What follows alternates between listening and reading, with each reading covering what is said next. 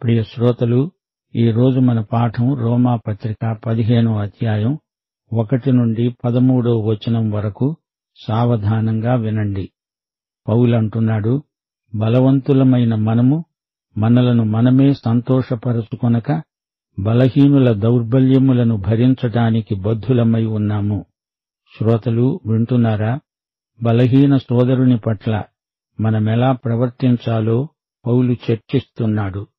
మన నమ్మకాన్ని గురించి, మనస్సాక్షిని గురించి పౌలు మాట్లాడుతున్నాడు. బలహీనుడైన సోదరుణ్ణి గురించి 14వ అధ్యాయంలో కొన్ని సంగతులు చెప్పి, ఈ అధ్యాయంలో కూడా అదే అంశాన్ని మళ్లీ ప్రస్తావించాడు. క్రైస్తవ విశ్వాసుల ప్రత్యేకతను ఎత్తి చూపుతున్నాడు. యూదులు, అన్యులు క్రీస్తునందు ఒకే శరీరమవుతున్నారు. శరీరం శిరస్సైన యేసును మహిమపరచాలి. పౌలు అన్యులకు అపుస్తలుడుగా దేవుని చేత పిలువబడినవాడు. రోమియులకు పౌలు అపుస్తలుడు.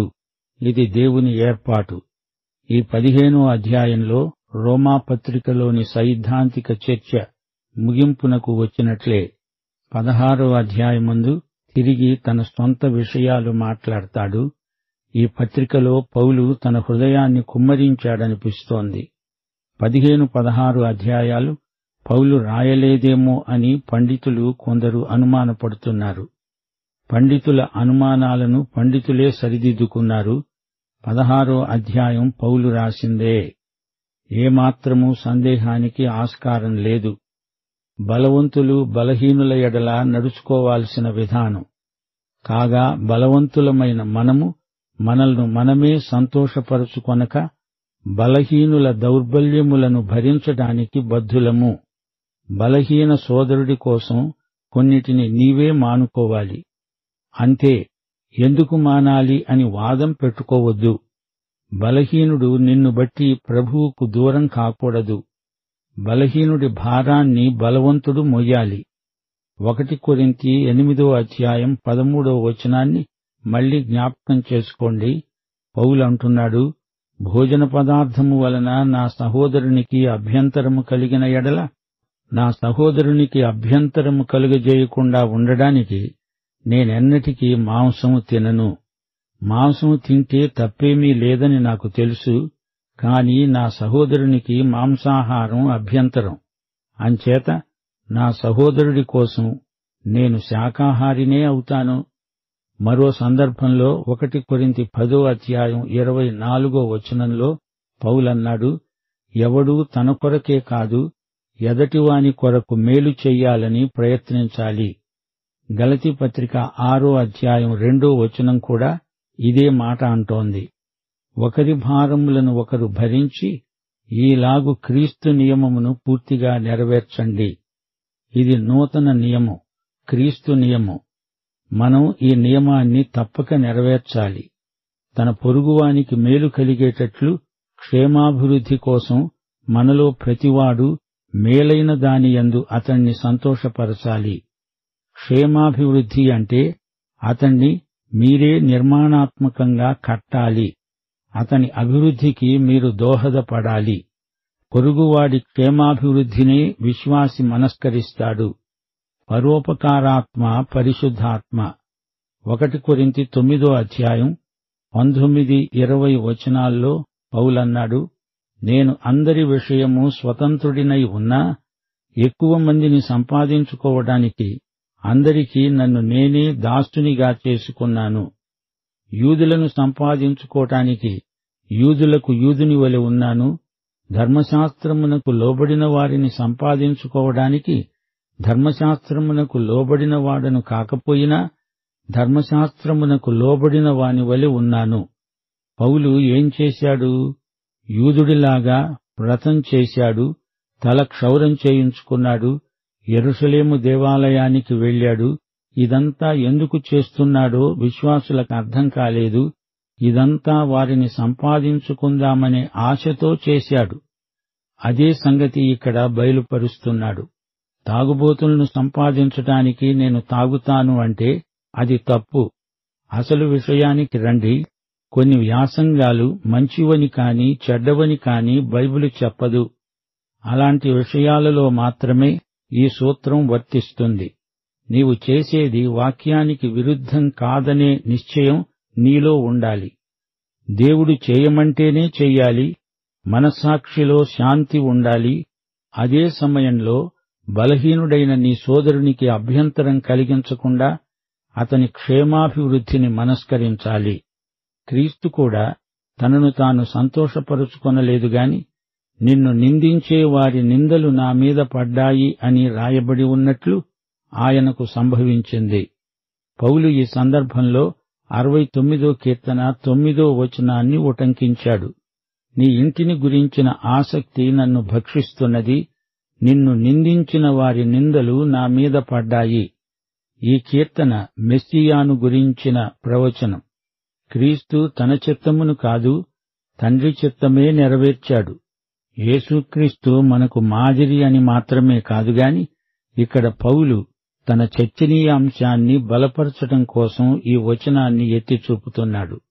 యేసు మనకు మాదిరిగా చనిపోలేదు కాని, ఆయన శిలువ మరణంలో మనం దేవుని చిత్తప్రకారమైన రక్షణాభ్యుదయాన్ని చూస్తున్నాము. దేవుని విమోచనాత్మక కృపను బట్టి ఆయన జీవితం మనకు మాదిరి కాగలదు. యూదులు యూదేతరులు క్రీస్తునందు ఏక శరీరమవుతున్నారు. వారు వీరు అందరూ దేవుణ్ణి మహిమపరుస్తారు. ఓర్పు వలన, లేఖనముల వలని ఆదరణ వలన మనకు నిరీక్షణ కలగడానికి పూర్వమందు రాయబడినవన్నీ మనకు బోధ కలిగే నిమిత్తము రాయబడి ఉన్నాయి.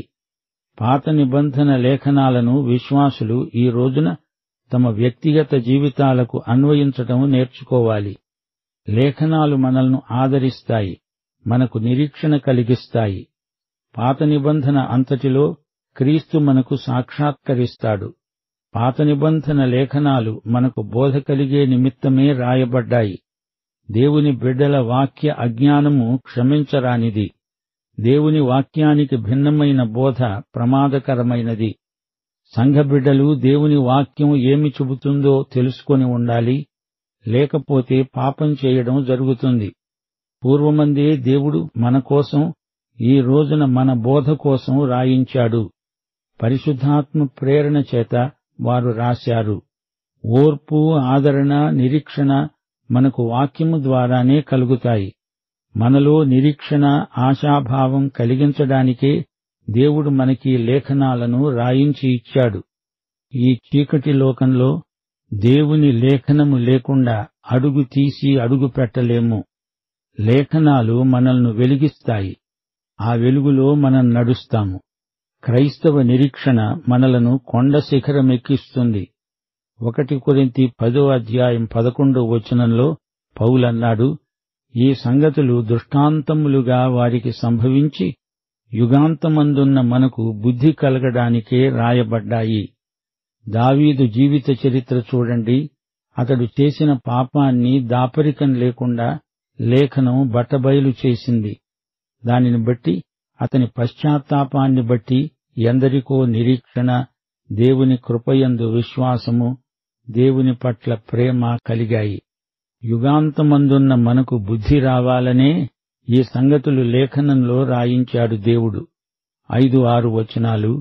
మీరు ఏకభావము గలవారై ఏకగ్రీవముగా మన ప్రభు అయిన యేసుక్రీస్తు తండ్రి అయిన దేవుణ్ణి మహిమపరిచే నిమిత్తము క్రీస్తు యేసు చిత్తప్రకారము ఒకనితో ఒకడు మనస్సు కలిసిన వారై ఉండేటట్లు ఓర్పునకు ఆదరణకు కర్తయైన దేవుడు మీకు అనుగ్రహించునుగాక. దేవుని వాక్యము ద్వారా ఆశీర్వాదాలను దేవుడు వాగ్దానం చేశాడు. ఈ దీవెనలు యూదులకు అన్యులకు కూడా క్రీస్తు శరీరమందు లభిస్తాయి. వారి జాతీయ జీవన విధానాలు వేరువేరు. వారి భోజనం, వారికి ఉన్న ప్రాముఖ్య దినాలు, వారి సంస్కృతి సభ్యతలు ఇవన్నీ వేరుగా ఉన్నాయి. అయితే మటుకేమి, అందరూ ఒకే శరీరమవుతున్నారు. పరస్పర అవగాహనయందు, ప్రేమయందు వీరందరూ ఒకటి అవుతున్నారు. ఈ విషయమై పౌలు ఎంతగానో ప్రార్థిస్తున్నాడు. అందరూ ఏకభావము కలిగి దేవుణ్ణి మహిమపరుస్తారు. ఏక మనస్కత కలవారై సమైక్యంగా ఉంటారు. విశ్వాసులందరి మధ్య ఐక్యత వర్ధిల్లాలి. దేవుడు ఓర్పునకు ఆదరణకు కర్త. ఆయన మీకు ఓర్పు, సహనము, ఆదరణ కలుగజేయునుగాక. తండ్రి అయిన దేవుణ్ణి అందరూ మహిమపరచడమే క్రీస్తుయేసు చిత్తం. అదే ఆయన సంకల్పం. ఎన్ని శాఖలున్నా అందరూ క్రీస్తునందు ఒకే శరీరం అనే అవగాహన ఉండాలి. ఒకే శరీరంలోని అవయవాలు వేరువేరుగా ఎలా పోటీ పడతాయి? అవయవాలన్నీ పరస్పరం సహకరించుకోవాలి. అవకాశం చిక్కినప్పుడెల్లా అందరూ కలిసి ఒకే వేదిక నుండి గాన ప్రతిగానాలు చెయ్యాలి. సేవను పంచుకోవాలి. పరస్పర అవగాహనను పెంచుకోవాలి. లోకమెదుట అది మంచి క్రైస్తవ సాక్ష్యం. 7వ వచనం, కాబట్టి క్రీస్తు మిమ్మును చేర్చుకున్న ప్రకారము దేవునికి మహిమ కలిగేటట్లు మీరు ఒకరినొకరు చేర్చుకోండి. క్రీస్తును బట్టి దేవుడు మనందరినీ ఎట్టి భేదము లేకుండా చేర్చుకున్నాడు. గనుక సహవాసమందు మన మధ్య ఎట్టి భేదము ఉండకూడదు. బలవంతుడైనా బలహీనుడైనా, ధనికుడైనా దరిద్రుడైనా ఎట్టి భేదము, పక్షపాతము లేదు. అందరూ దేవుని మహిమను మాత్రమే చూడాలి. ప్రాతిపదిక సత్యమందు మనము ఏకీభవించినప్పుడు ఏవో చిన్న సిద్ధాంతాలను బట్టి మనమెందుకు దూరము కావాలి? మనం ఏకీభవించే సత్యాలను బట్టి ఏకమవుతాము. నేను చెప్పేదేమంటే, పితరులకు చేయబడిన వాగ్దానముల విషయములో దేవుడు సత్యవంతుడని స్థాపించడానికి అన్యజనులు ఆయన కనికరమును గూర్చి దేవుణ్ణి మహిమపరచడానికి క్రీస్తు సున్నతి గలవారికి పరిచారకుడయ్యాడు. అందువిషయమై ఈ హేతువు చేత అన్యజనులలో నేను నిన్ను స్తుతిస్తాను, నీ నామ సంకీర్తనము చేస్తాను అని రాయబడి ఉన్నది. యేసుక్రీస్తు ఈ లోకానికి వచ్చినప్పుడు మొట్టమొదట ఆయన సున్నతి గలవారికి పరిచారకుడయ్యాడు అని చెప్పబడింది. ఈ మాట ఇక్కడే ప్రత్యేకంగా వాడబడింది. ఆయన పరిచర్య మొదట్లో ఇశ్రాయేలు జాతికే పరిమితమైంది. మత్తయి సువార్త 15వ అధ్యాయం 24వ వచనంలో ప్రభువే స్వయంగా అన్నాడు, ఇశ్రాయేలు ఇంటివారై నశించిన గొర్రెల వద్దకే గాని మరెవరి వద్దకు నేను పంపబడలేదు. మత్తయి సువార్త 10వ అధ్యాయం 6వ వచనంలో యేసు తన శిష్యులకు ఆజ్ఞాపిస్తూ అన్నాడు, ఇశ్రాయేలు వంశములోని నశించిన గొర్రెల వద్దకే వెళ్ళండి.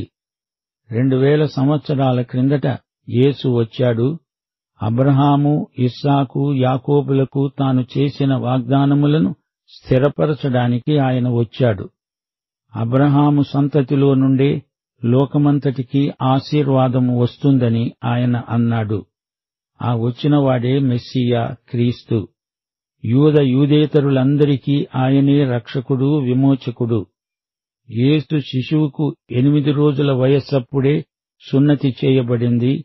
ఆయనకు యేసు అని పేరు పెట్టబడింది. ఆయన తల్లి గర్భములో లేనప్పుడే యేసు అనే పేరు ఆయనకు వచ్చింది. అబ్రహాము, దావీదు అనేవారి వంశరేఖలో ఆయన పుట్టకపోతే యేసు అనే పేరు ఆయనకు రాదు. ధర్మశాస్త్రమును నెరవేర్చినవాడు కాకపోతే ఆయన యేసు కాలేడు.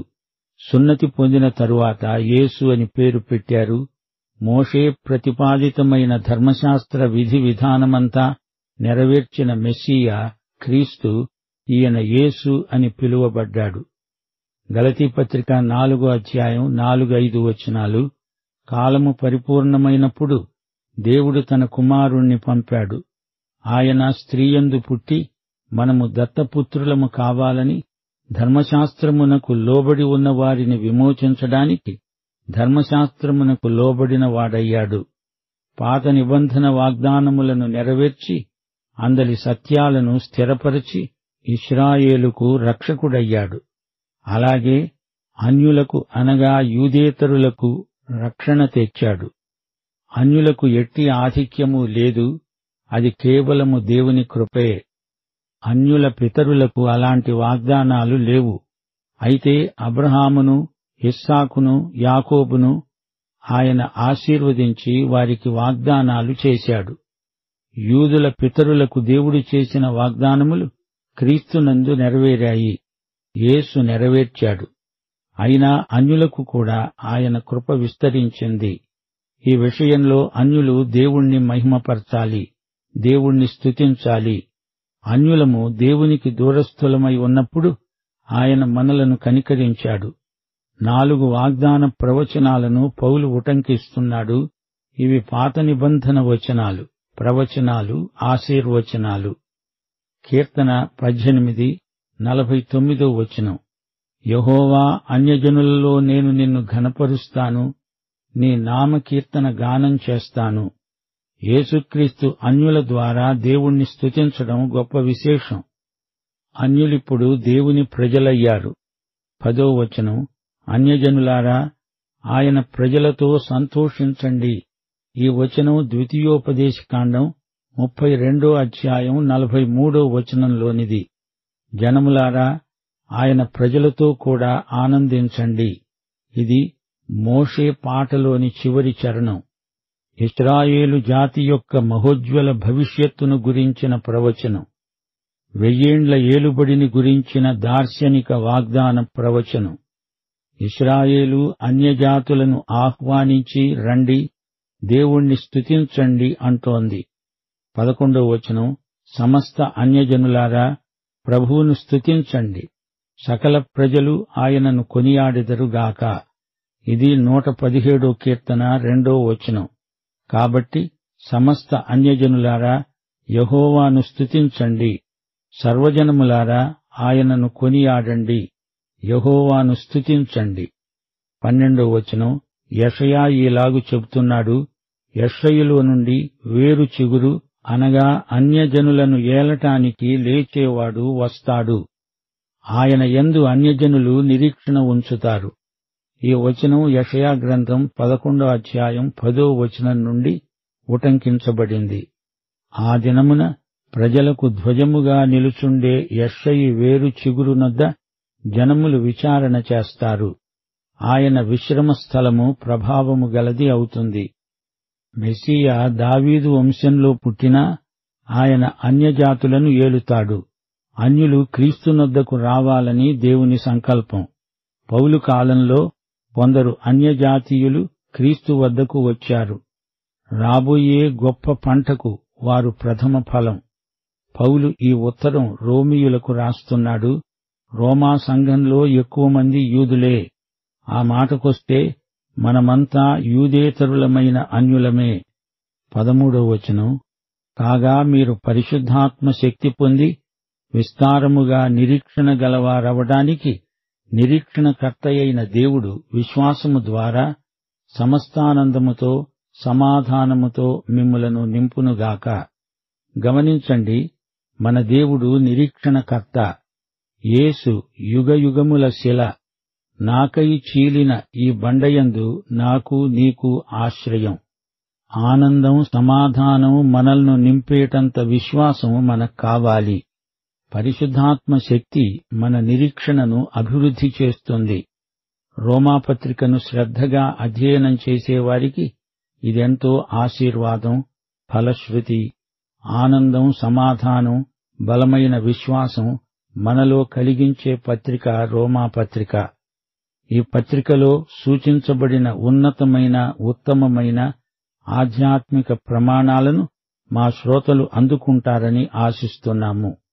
పాఠం ఇంతటితో ముగిసింది.